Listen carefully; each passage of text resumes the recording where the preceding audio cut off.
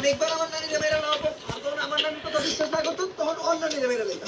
তাই স্কুলের ছুটি নিতে মাইরা লেগে হইলো জীবনে একটা নানি দরকার। আর আমরা যখন ভুল করি আর আপনার মাথায় যখন রাগ উঠে তখন আপনি কি করেন? আমাকে নানির নামে গালি দেন। তেমনি আমার মাথায় যখন করে শয়তানে ভর আমি ওরে গালি দিই তোর নানিরে গালি দেন। তাই রাগ কমাইতে গালি দেওয়ার জন্য হইলো জীবনে একটা নানি দরকার। তাই গরুর রচনার গুরুত্ব থাকবে না থাক আমাদের জীবনে নানির গুরুত্ব অপরিসীম।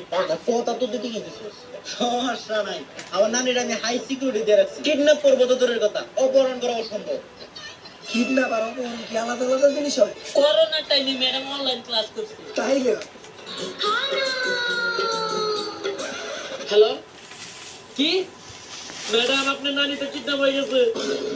কইরা দিছে ম্যাডামের নানিরে খালি ঘর। কিন্তু ওরা আমার নানিরে কিডন্যাপ করে কি চাইবো? না ম্যাডাম, আপনার নানিরে আমি দেখছি। আপনার নানি একদম কাঁথাতে তুলের মতো পুরা করা। এই কে কলকাতা না? কি কলকাতা না? তুই ম্যাডামের নানির নামে খারাপ কথা কর। ম্যাডামের নানিরে সম্মান দিয়ে কথা বলি। ম্যাডামের নানি মানে আমাগো নানি। কিন্তু তেতুল খাওয়ার লোভে তো লোল আপনার মুখ দিয়ে পড়তাছে। আচ্ছা বাদ দাও।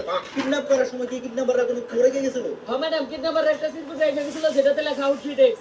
আউটফিট এক্স এর নাম তো আগে কোনো শুনি নাই। দাঁড়ান ম্যাডাম, আমি ক্রমে ছাড় দিয়ে দিই। আস্তাগফিরুল্লাহ। সি সি সি সি এ ম্যাডাম এইটা এমনি নানি না? হ্যাঁ সাফ তো দিয়ে দিছো শুনতে আপনি লাগাত নাকি? আচ্ছা যাই হোক ম্যাডাম, এই মহিলাটার আপনার নানির মতো লাগে না? আমার নানি চশমার হিসাব করে না। আমার মনে হইতেছে অনেক বড় একটা মিশন এটা। আমাকে সবার নানির নিয়ে অনেক বড় একটা চক্রান্ত চলতেছে আর এই মিশনটা একজনই কমপ্লিট করতে পারে। কে ম্যাডাম? পাঠান। পাঠান? ম্যাডাম পাঠান নাম হয়ে গেছে। না পয়সা আছে আর ওই একটা গোপন মিশন আছে।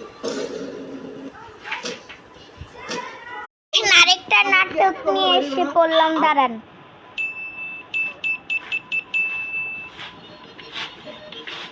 নানি, আরে ও নানি, তোমার না কথা বলতেছি বাসা থেকে একা কখনো বাইরে হবে না।